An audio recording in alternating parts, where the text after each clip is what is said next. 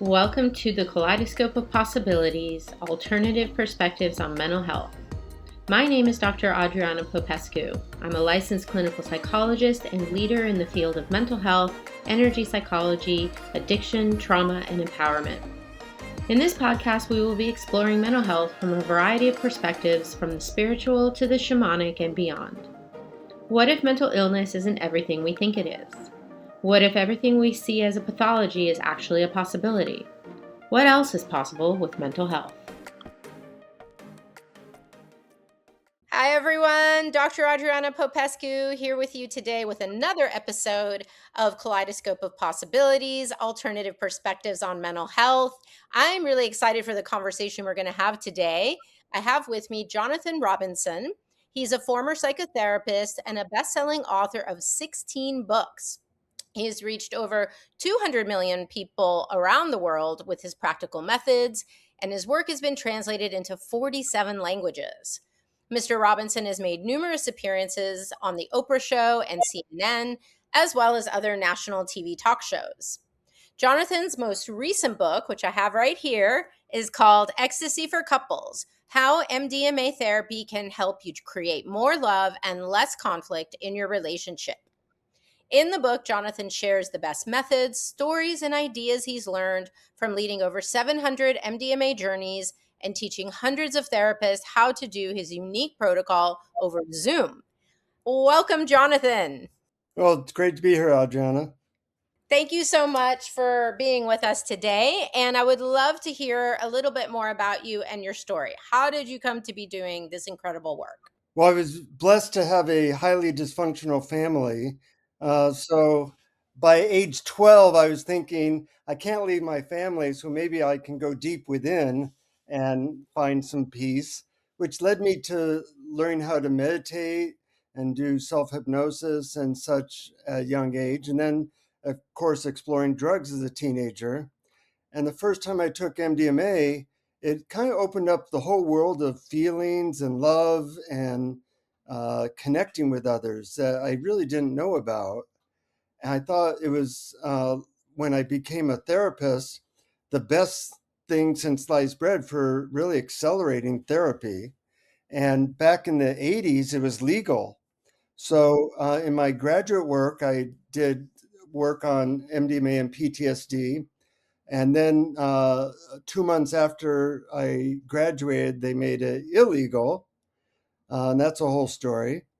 But I continued to do it as a therapist and found that I could do about 2 years of therapy in one afternoon with MDMA. And it was a lot more fun for everybody. You're a therapist, especially couples therapy can be a long, slow slog. And I found that this was getting 2 years done in an afternoon with better results and more fun. And it was really a joy to do. So that's what I've been doing for the last 40 years. Do you consider this therapeutic use of MDMA, do you put it under the same umbrella as the psychedelic assisted therapies?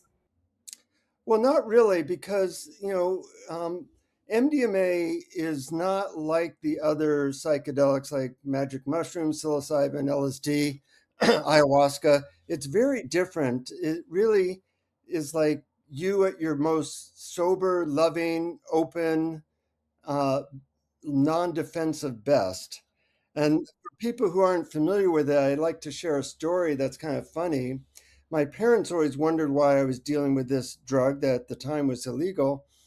And I said, well, the only way to really know is you have to try it. And to my great surprise, they said, okay, we're willing to try it. We trust you. So I gave them the drug, told them how to take it in a good set and setting. And a year later, I asked them if they tried it. And they said, yeah, we tried it. And I said, what happened? And they said, well, we waited 20 minutes and nothing happened. It had no effect. Well, I knew that it takes about 45 minutes for this drug to take effect. So I said, well, what happened after the 20 minutes? And they said, well, we had nothing planned that night. So we ended up sitting on the couch and talking. And then their eyes lit up and they said, yeah, and you know what? We just ended up having the best night of our entire marriage. We talked about how much we loved each other and how grateful we were. And we'd been having these arguments for months over some stupid issues, and we worked all that out that night. The only disappointment was the drug never took effect. So I'm laughing the whole time because that's the exact effect of the drug. And at low or even medium doses, it can feel like you're not on a drug. It feels like this is how I should be feeling all the time. And and it's incredibly useful for therapy, whether it be dealing with people's anxiety or couples issues or depression.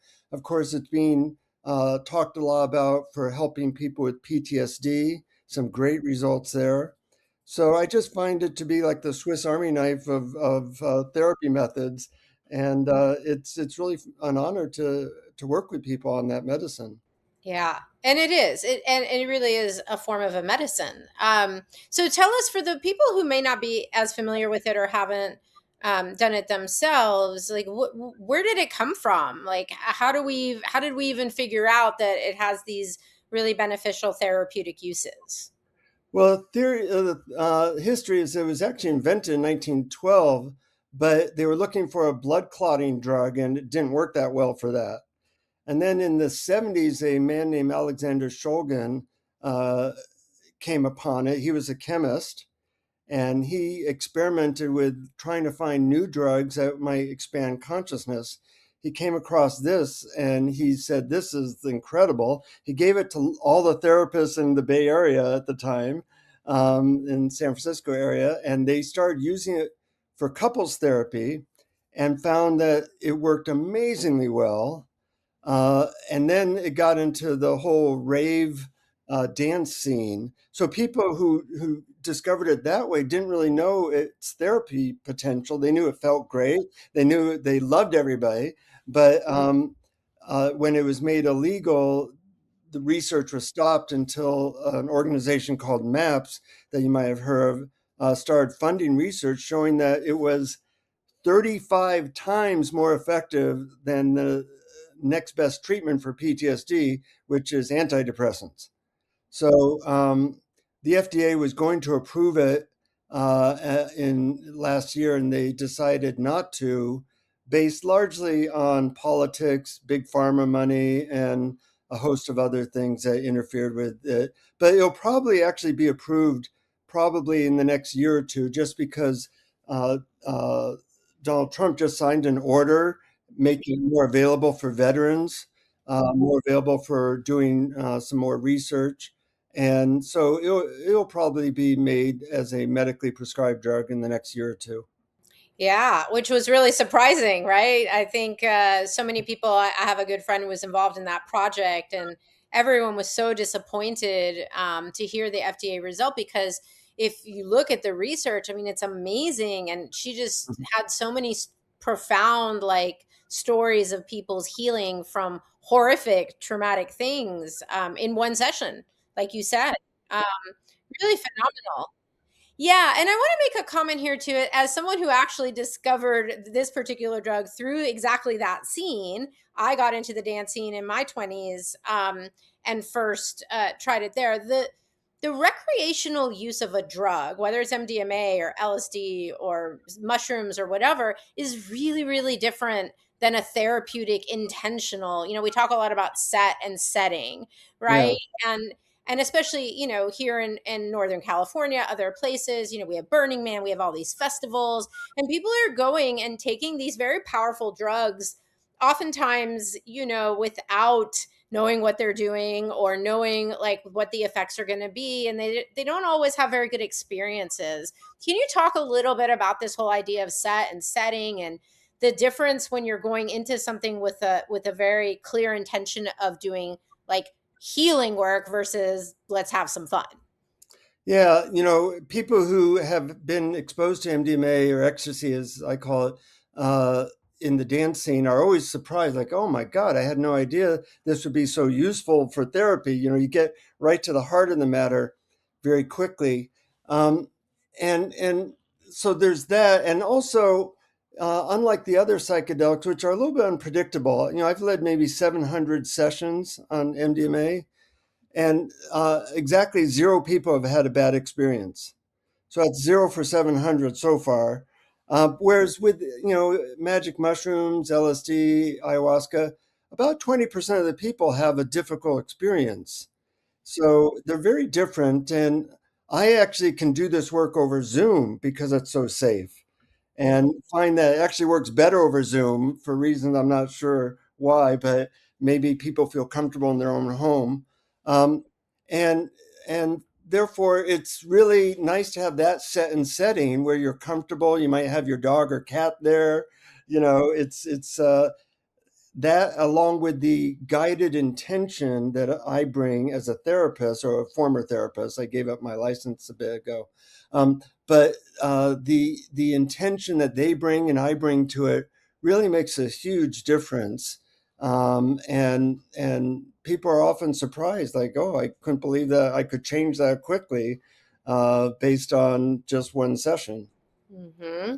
Yeah. So when you are working with clients, you are present with them during the experience, right? Yeah, for 5 hours Yes. And I remember, I think my friend in the study, they were doing, I think, 8 hours with the folks in the in the MAP master study. house. Yeah. Mhm.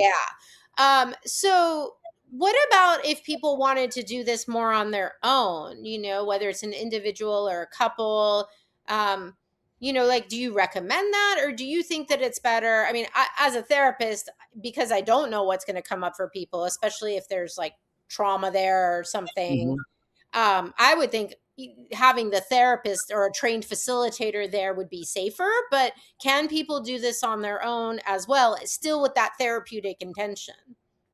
Well, they can. And in my two books, Ecstasy is Medicine and Ecstasy for Couples, I talk about how to do it on your own in a therapeutic way. The problem with that, though, tends to be that ecstasy feels really good.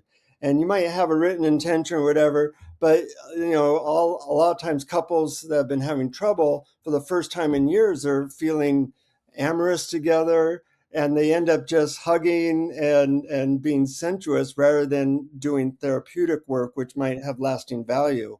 So it's pretty hard to use it on your own for a good therapeutic potential, although not impossible. And I do talk about how to do that in the books. I should also add that it's important when people do this drug that they get real pure medicine.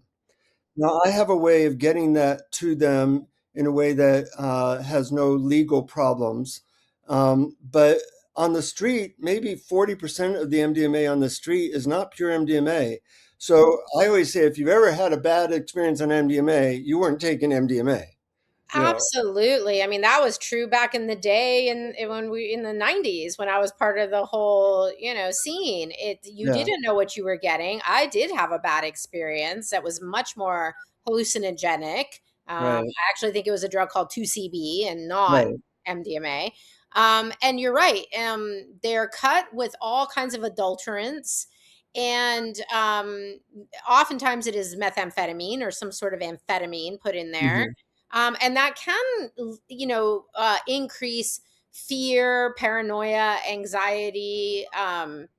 It can be physically unsafe as well, right? So people there is a way to test if people do get their drug not in it through the same method you're talking about, if they're getting it off the street or something. There are ways to get the drug tested, right?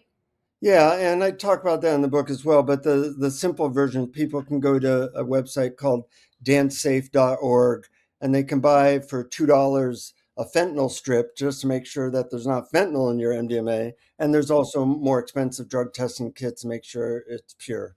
Yes, and it's amazing that Dance Safe is still around, because they used to actually be at raves and things, and they would be in there. They'd have a little like table in the back of the room, and you could test your drugs to make sure you weren't taking something unsafe. So it's that makes a big difference as well. So I'm glad that we're mentioning that. What other caveats might there be? Contraindications.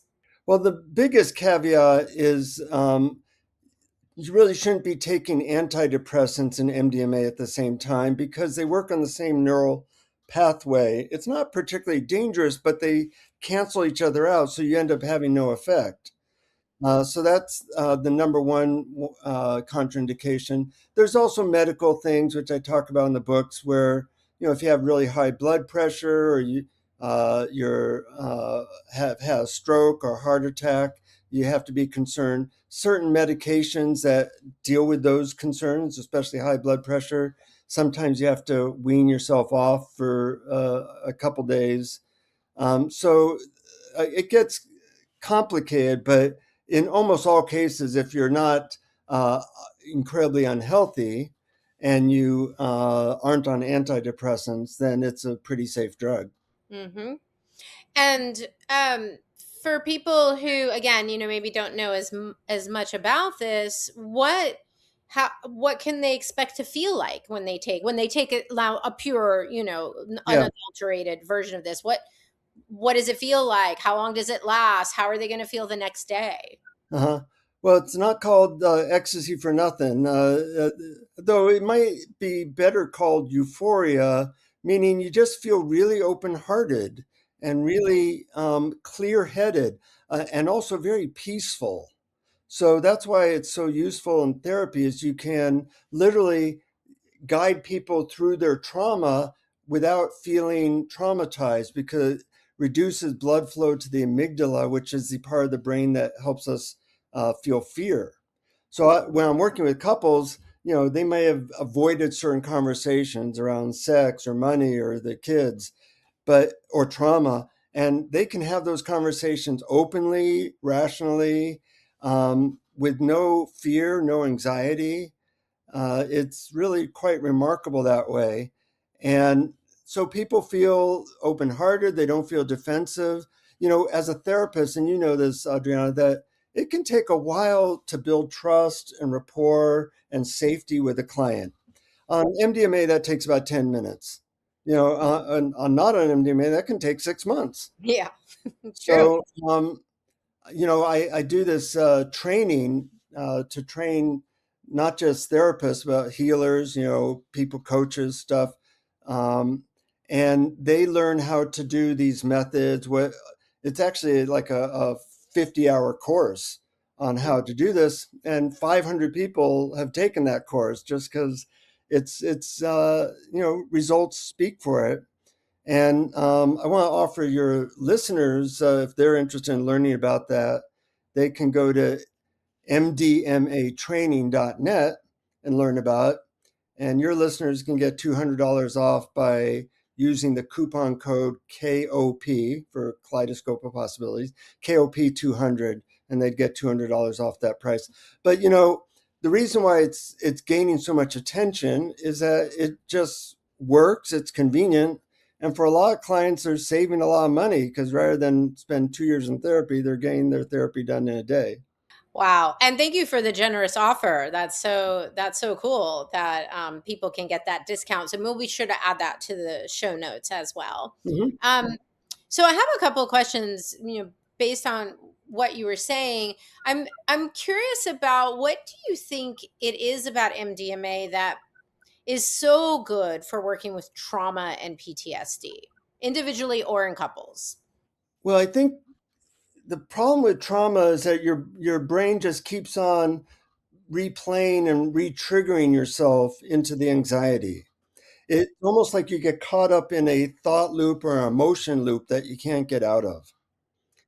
And what MDMA does is it reduces blood flow to the amygdala. So you can talk about your trauma the same way you talk about the weather. It's interesting. It's fascinating, um, without triggering yourself. And in going over that, when you can talk about that, and I do some methods that help to neutralize those feelings, then you find that after the MDMA session, the symptoms you had, or the fear you had about even thinking about that, or the trauma loop of thoughts that you had, seem to be either greatly lessened, or in a lot of cases disappear entirely. So it's pretty amazing. I've had clients who have had a hard time going to sleep for 50 years because of a rape or an incest when they were young. And the day after they took MDMA, they slept through the night for the first time. So some of the stories are remarkable. Some, I also give people methods to help them in the integration period. Like it's not just that session, it's that session plus some methods I give that really help to reduce anxiety and trauma. How important is it while in session?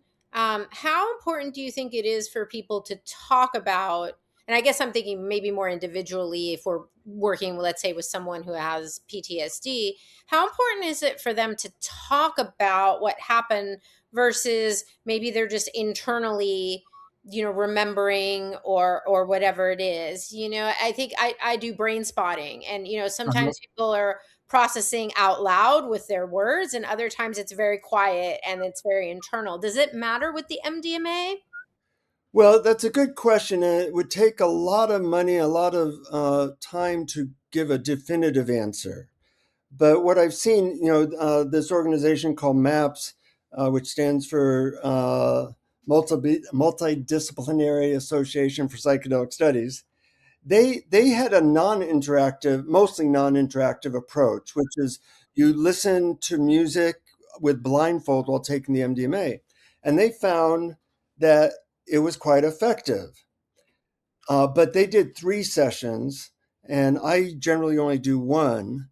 And I seem to be getting a lot better results with an interactive model where people are going over the trauma with me, and they're using certain methods with me to reduce either trauma or anxiety or whatever issues they have going on. Now, if you give me $10 million in 10 years, I can prove that. But right now, all I have is the 700 sessions that show me that people who've done both always tell me, yeah, I got a lot more benefit from the interactive model. Yeah, that makes sense. Mhm. How about folks who maybe have some of their, like I could think of, I'm sure this comes up a lot with the couples work.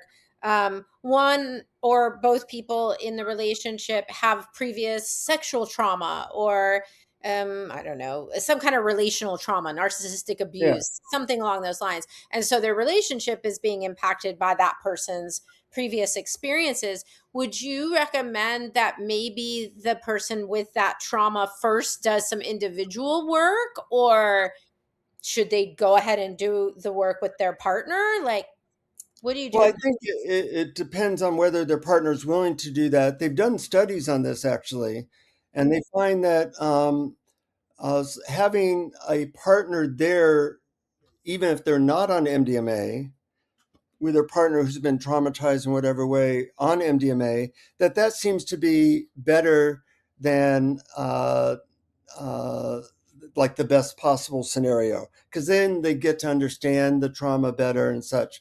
But I work with people sometimes individually with their trauma, and sometimes collectively, where I might focus more on one person during the session to help them with their trauma. But really, every couple's issue is a couple's issue. It's not just one person.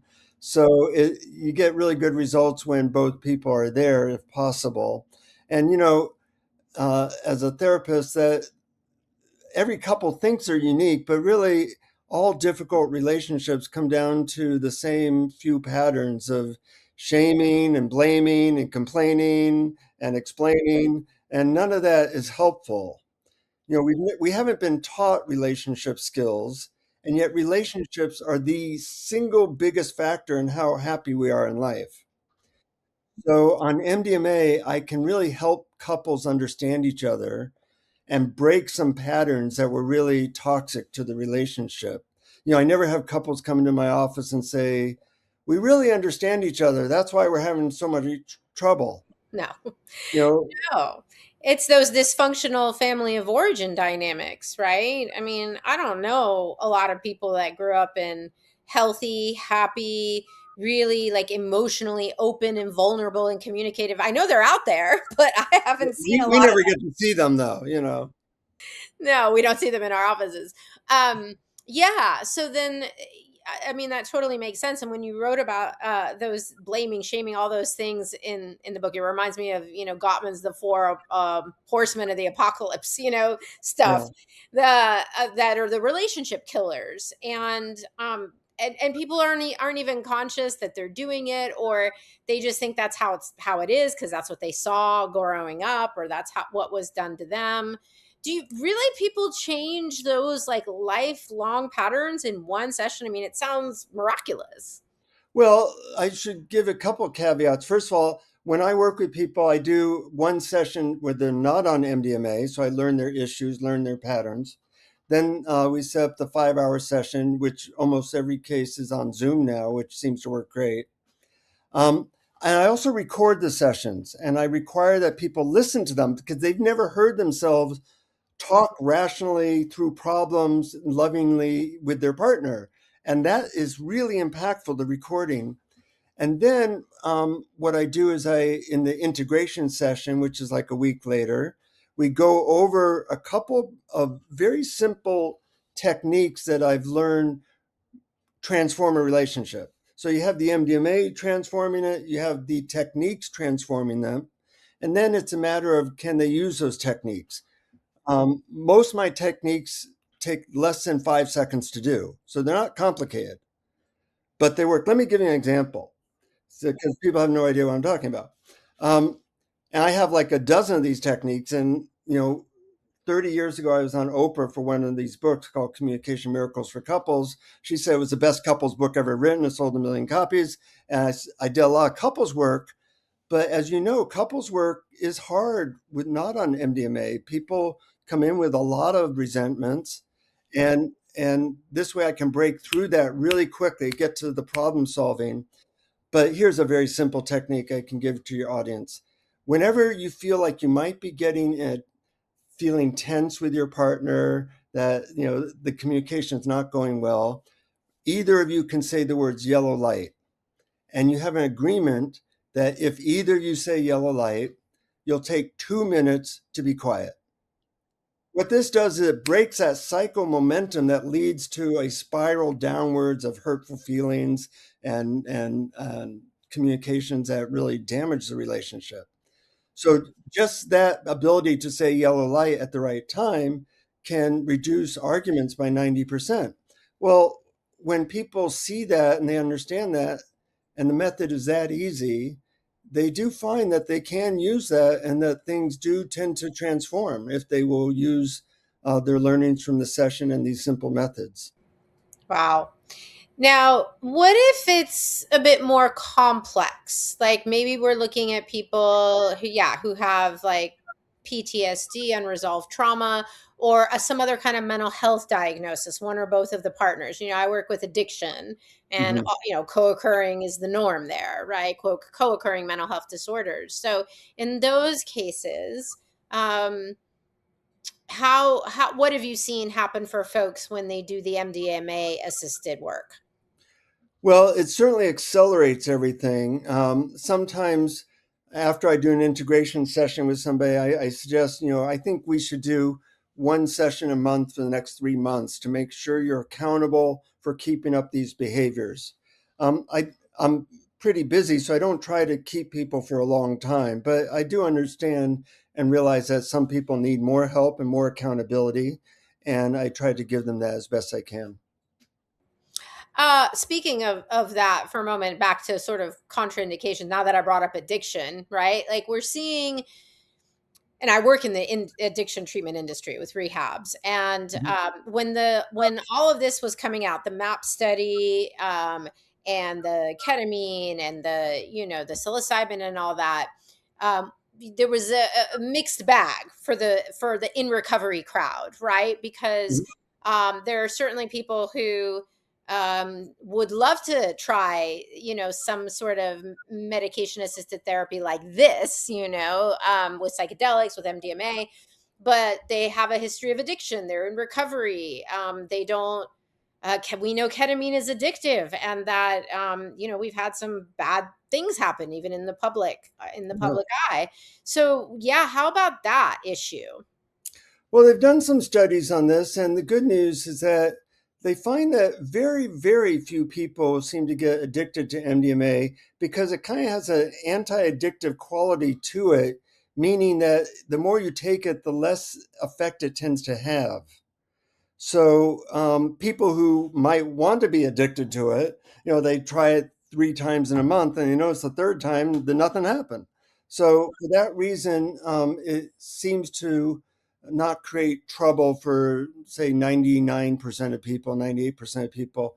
Um, its effectiveness and addiction is just being studied now, and they're finding it to be incredibly useful, especially with an interactive model and other helpers like AA or other accountability groups that can be tremendously helpful as well.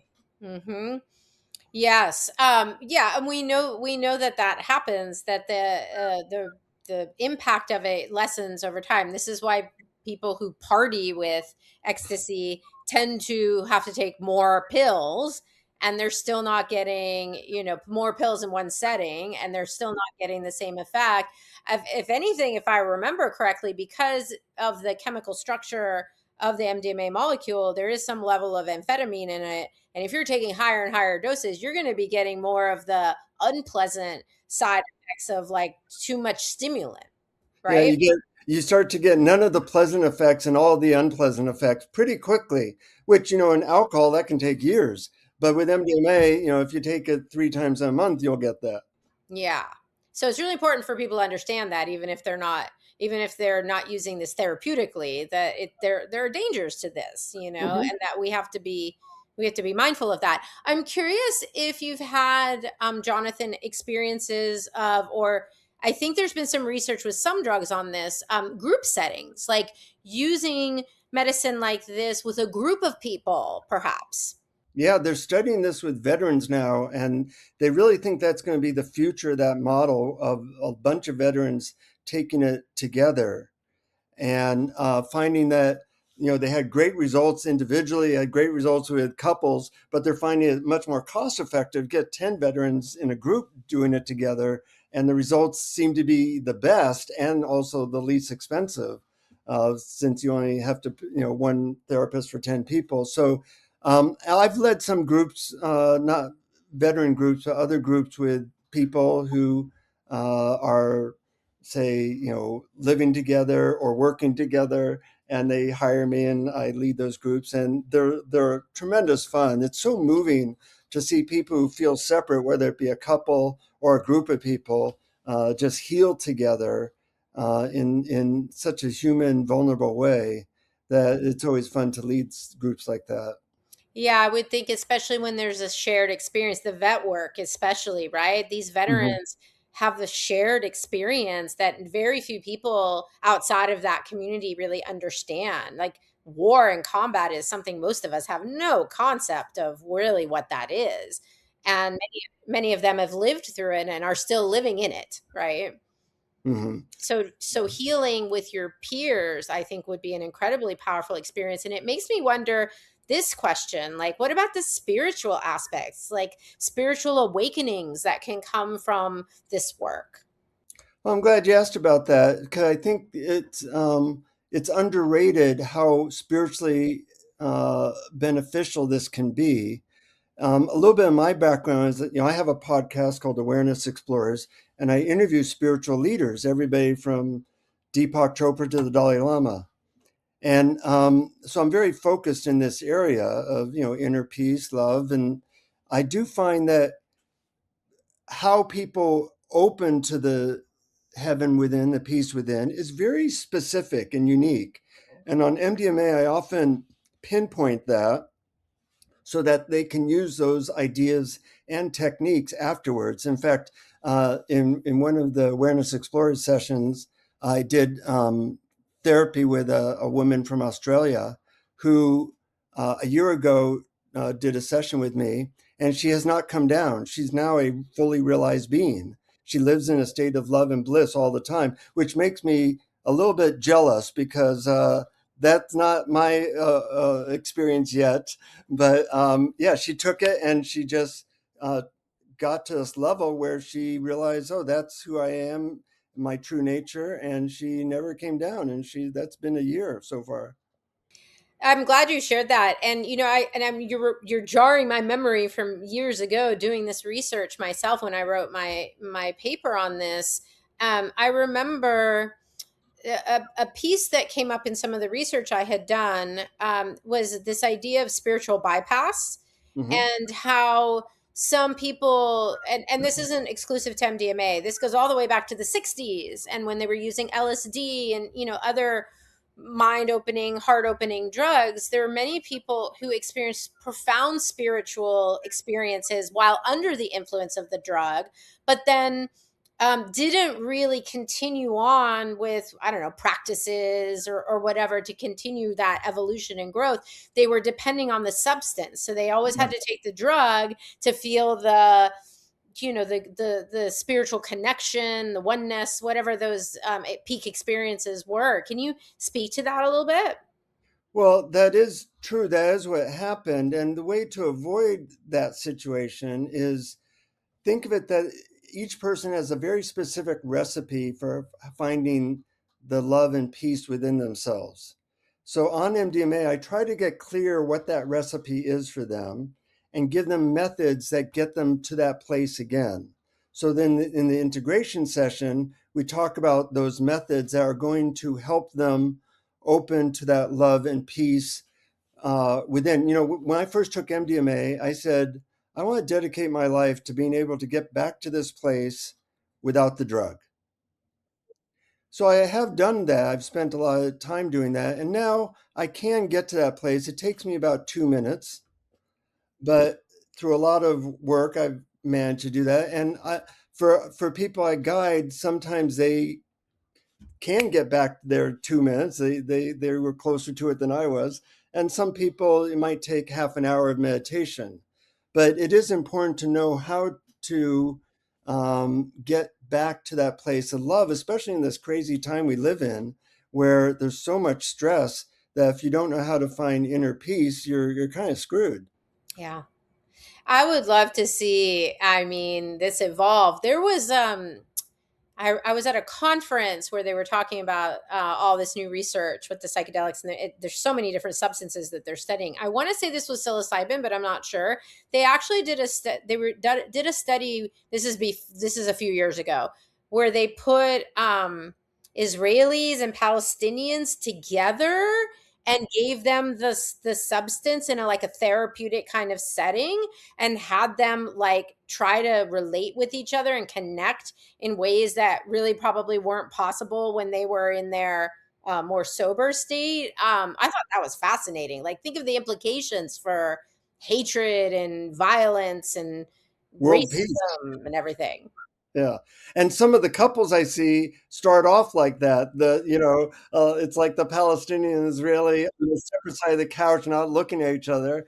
And then they end up cuddling and saying how much, they appreciate each other at the end, which is really fun for me and even more fun for them. So it's almost, well, what I think of it, and this is what I've always kind of thought of these really potent drugs, is that they cut through the ego stuff. They cut through the Mhm. BS. They cut through your own judgments and limitations. That's what it seems like limiting beliefs, cutting through the judgments we hold of ourselves and others, and really just this compassionate, more loving, kind way of being, which is really I think, spiritually, our true nature. I agree. And I'd say MDMA does that. I'd say LSD and psilocybin do different things, which also can be incredibly useful, but they're not really therapy drugs. You have an experience, you're not sharing it really with anyone. You're having an internal experience, whereas MDMA is very relational and therefore with couples work or with work with a therapist is particularly effective. This has been such a fascinating conversation. Jonathan, is there anything else you would like to share with us? Information we didn't cover, or a story you want to share?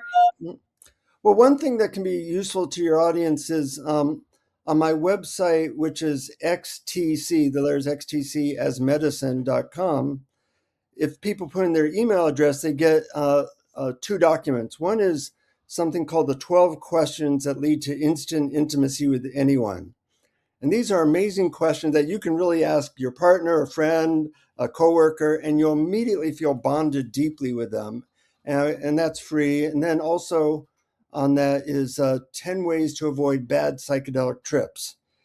You want to know how to avoid the challenges that can come with not so much MDMA, but some of the other psychedelics that can be useful if you know how to avoid a bad situation. Oh, that's such important information for people to have. That's great. So yeah, we'll definitely include that link. Um, Let me ask you this. What would you like to see as the future for MDMA for mental health? Well, I'd like to see, most therapy is long and slow and expensive.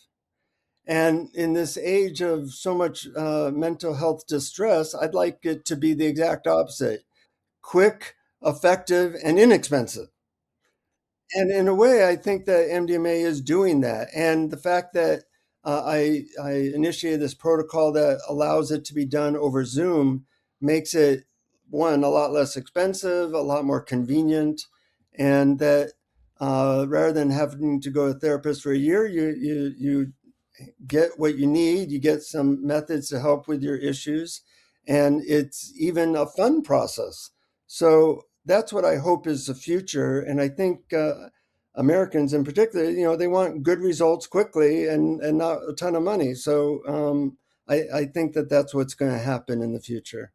I would love to see that. And you know what? And you allude to this in your book. I would love to see people get some support, get some therapy, get into some MDMA assisted therapy sooner than later, right? Like before the relationship is about to end, before things have progressed so badly with your PTSD, with your trauma that you're so debilitated you can hardly function. Like these things are out there. Get them sooner. Get to them sooner so you don't have to keep suffering so much. Yeah, and as we make them more convenient and less expensive and more effective, I think that's going to happen. Yeah. So once again, your website. XTCasmedicine.com. And if they put in their email address, they get all that free stuff. And if they're interested in learning about being a facilitator, they can go to mdmatraining.net. And if they use the coupon code KOP200, they get $200 off that. Brilliant. And then the book. Oh, yeah. There's a That's called. couple books: Ecstasy for Couples and Ecstasy as Medicine. Yes, this is your latest release. You have a That whole is the bunch. latest one. Yeah. You have a whole bunch of books out there. Yeah, this was great. A really easy read. Lots of really useful information. Um, I definitely would check that out. Thank you so much, Jonathan, for your presence today. The gift that you are, what you're creating in the world, and sharing all of that with our audience.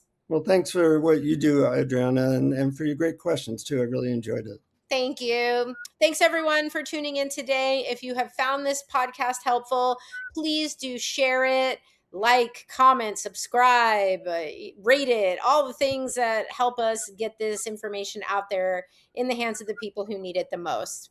We'll see you next time. Thank you for joining me for this episode of Kaleidoscope of Possibilities, Alternative Perspectives on Mental Health. This has been Dr. Adriana Popescu. If you enjoyed this episode, please like and subscribe and share with others. To find out more about me, my guests, and more, please visit my website at adrianapopescu.org. See you next time.